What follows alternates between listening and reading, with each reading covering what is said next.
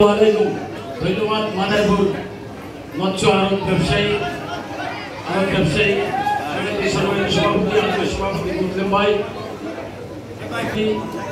মৎস্য আড়ত ব্যবসায়ী এবং ক্ষুদ্র মৎস্য ব্যবসায়ী সকল ব্যবসায়ীদের আয়োজনে আজকের এই অনুষ্ঠানের উপস্থিত মানবা প্রধান অতিথি উপস্থিত রয়েছেন, বক্তব্য দিয়েছেন।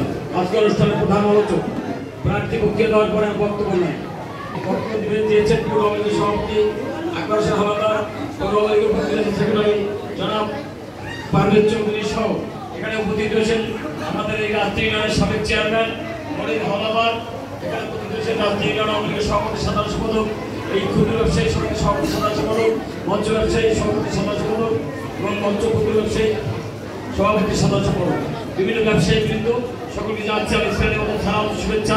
ছোটদের ছেলেছি বেশি কথা বলবো না, অল্পতে শেষ করবো। আপনাদের মনে পড়ে কিনা দেখেন, গত পৌরসভা নির্বাচনে আমাদের পুরা ঢেউ উঠাই দিয়েছিল খালিদা জিয়াকে হারাই দিবে, মনে আছে? আমি এই ব্যবসায়ীটা দেখে দাওয়াত দিয়েছিলাম, মনে আছে কিনা দেখেন?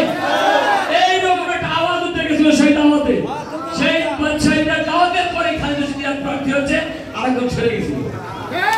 আজকের এই আওয়াজে এখানে উপস্থিতি মনে হয়, এখানে মানুষের উপস্থিতি, এখানে মানুষের হাততালি উচ্ছ্বাস শক্তিতে মনে হয় আগামী 8 তারিখে মানুষের প্রার্থী বিপ্লবের প্রার্থী ভোট দিতে যাবেন। ভয় কোনো কারণ নাই, ভয় পায় কাপুরুষ, পুরুষ মানুষ মানুষের কখনো ভয় পায় না। ভয় পায় কারা? অর্থ খায় কারা? পয়সা তো ভাই হয়েছে, ঠিক আছে, পয়সা কার ছিল কার ছিল না আপনারা ভালো জানেন, আপনারা বাজারের ব্যবসায়ী। পয়সা হয়েছে, পয়সা না নিলেও দোষ। একজনকে ভাই পয়সা না নিলে ধরা খেয়ে দেয়, কথাটা খেয়াল করেন, পয়সা না নিলে ধরা খেয়ে দেয়। এই পয়সা কবে হয়েছে, কিভাবে হয়েছে? এই পয়সার হক আমরা সবাই, কি আমরা হক না ভাই? সেই কারণে পয়সা নেওয়া যাবে, কিন্তু পয়সায় বিক্রি হতে পারে না মানুষের বিবেক। মানুষের বিবেক কি টাকায় বিক্রি হয়? ইমান কখনো বিক্রি হয় না। আজকে ভোট দিতে আসবেন, সঠিকভাবে ভোট হবে, মাদারপুর সকল ব্যবস্থা হয়েছে, সুষ্ঠু আবার নির্বাচন হবে। কি কারণে আমি কথা বলছি? মাদারপুর মানুষ ভোট দিতে চায়, মাদারপুর মানুষ এক বাড়িতে দিতে চায় না, মাদারপুর মানুষ সন্ত্রাসী ইয়াবা শিশু গ্যাংদের প্রশ্রয় দিতে চায় না, মাদারপুর মানুষ ভালো থাকতে চায়। সেই কারণে মাদারপুর মানুষ গুনগুন করে খালি বলছে ভোট দেবো ভাই। ভোট কি দিতে পারবো ঠিক মতো? ভোট কি লয়ে দেবে? ভোট কি বাক্স ঠিক থাকবে? ভোট কি দিতে পারবো? এই আলোচনা হয় না ভাই?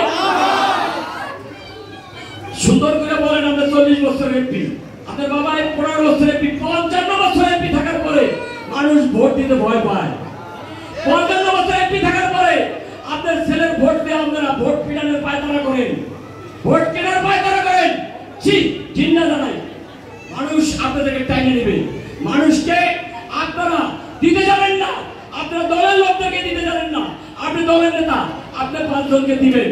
আজকে কাজল কৃষ্ণদে এমনি ব্যবসায়ী পরিবারের সন্তান, উনি এমপি হয়েছেন, মন্ত্রী হয়েছেন, কাজল তাদের আওয়ামী লীগের সেক্রেটারি, সারা জীবন আওয়ামী লীগ করছে।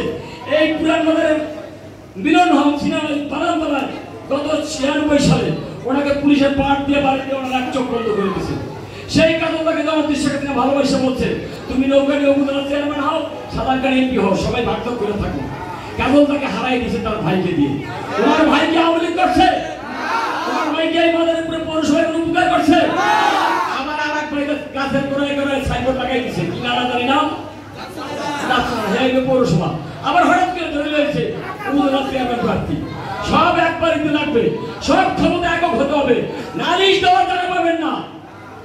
আমরা চাই ক্ষমতার বিভক্তি, আমরা চাই একজন রাজনীতিবিদ হিসাবে সকল মানুষের সমান অধিকার থাকতে হবে।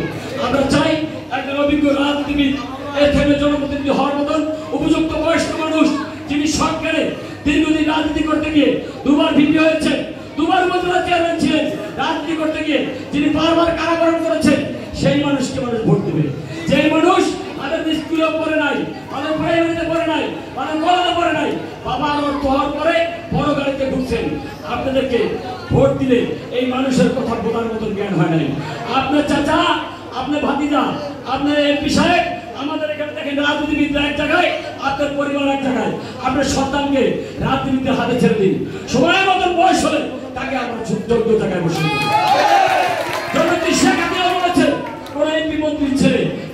করতে পারবে না। শেখ হাসিনা বলার পরও সে প্রার্থী ছেড়ে দেয় নাই।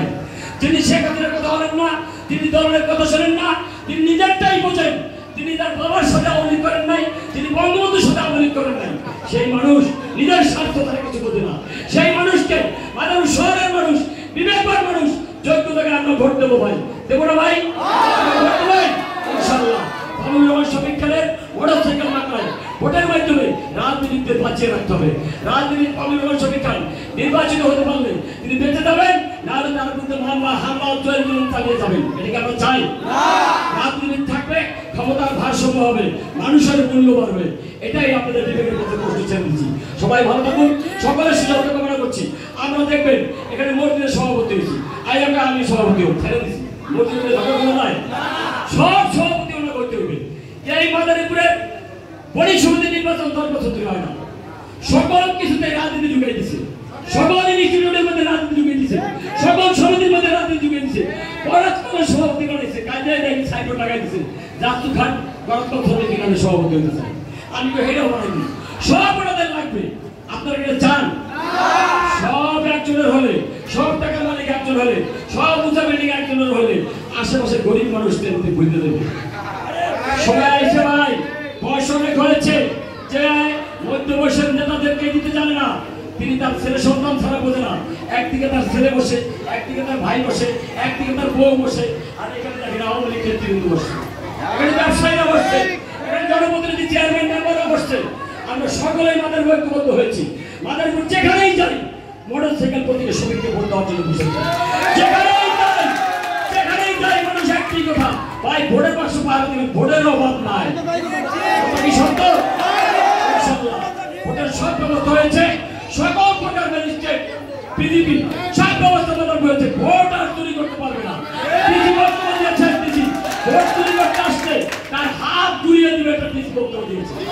ইনশাআল্লাহ আপনি ভালো থাকুন। বাবুল রহমান শফিক খানকে আমরা মোটরসাইকেলে বিজয়ী করে আমাদের মানুষের বিজয় করবো, জনগণের বিজয় করবো, বিবেকের বিজয় করবো, স্বৈরাচার 1 লাখ তত্ত্বের পরাজয় ঘটবে। এগুলো বক্তব্য শেষ করছি। জয় বাংলা, জয় বঙ্গবন্ধু। এখন বক্তব্য দিলেন